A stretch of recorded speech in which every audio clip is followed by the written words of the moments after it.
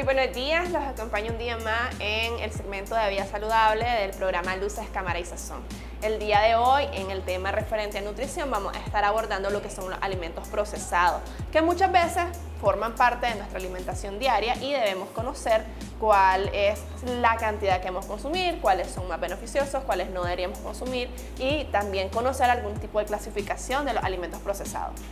Básicamente tenemos los alimentos en su forma original, que son nuestros alimentos naturales, ¿verdad? Que todos conocemos, que vamos a conocer las verduras, las frutas, tenemos granos, tenemos cereales, tenemos algunos tipos de semillas también, pero también estos alimentos sufren un proceso para conformar algunos productos que son los que vemos que ya vienen industrializados, que ya vienen etiquetados, que ya vienen envasados y que muchas veces también facilitan o simplifican nuestra vida y el consumo, ¿verdad? O hacen nuestra alimentación un poco más llevadera si tenemos un estilo de vida bastante atareado o que simplemente ya han venido a ser parte de nuestra rutina del día a día. En el tema de los alimentos procesados tenemos que saber que hay varias clasificaciones de alimentos. De estos mencionamos alimentos en su forma natural y después tenemos alimentos procesados, que son aquellos que tienen una combinación de 2 o hasta 5 ingredientes. Por ejemplo, podríamos mencionar alguna mermelada que simplemente se le añade el azúcar más la fruta y viene a ser un alimento procesado.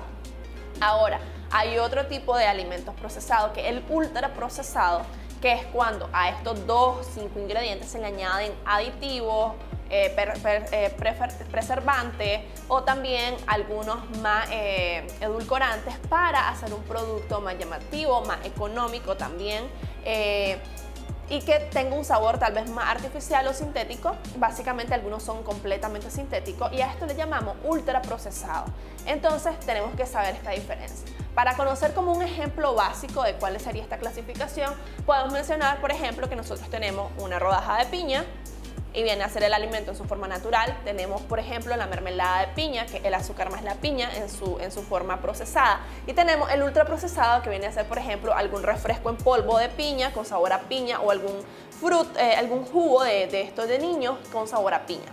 Probablemente no lleve o lleve el mínimo de sabor o de cantidad de ingredientes de piña, este último, y lo que más lleva es como el saborizante artificial, el azúcar, el agua después. Entonces al final viene a ser un producto que ya no, su materia prima principal no es la piña. Entonces esta es la diferencia entre estos procesados y los ultraprocesados.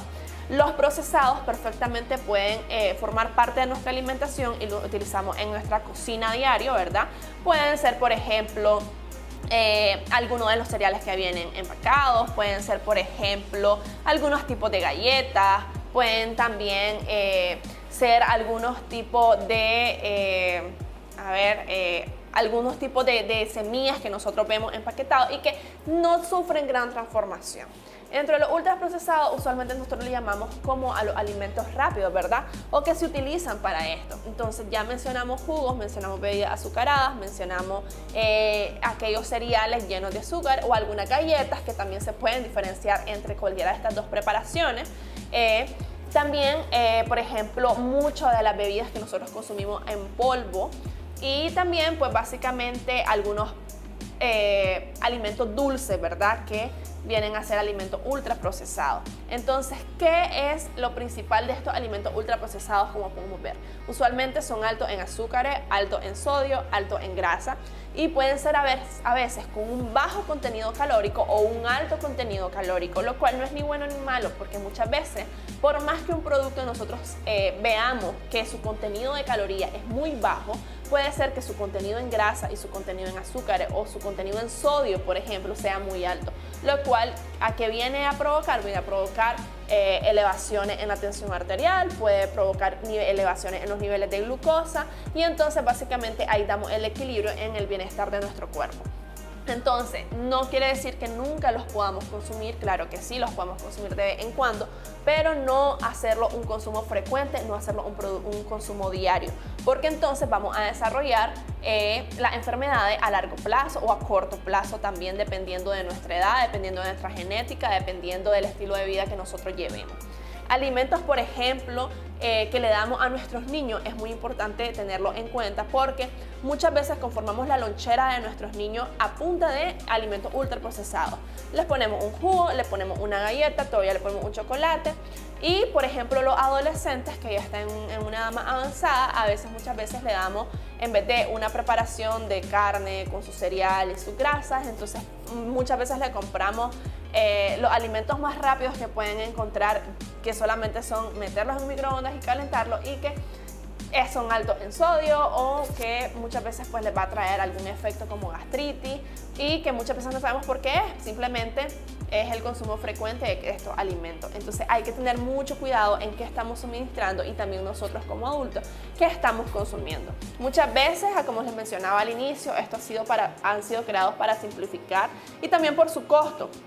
Y esto hay que hacer y hay que analizarlo, hay que reflexionarlo, porque el costo bajo de estos productos muchas veces es porque no están a base de la materia prima principal. Entonces no nos confundamos creyendo que estamos consumiendo un cereal entero, no estamos consumiendo un producto a base de cereal. Por ejemplo, en los cornflakes pasa mucho que le damos a nuestros niños.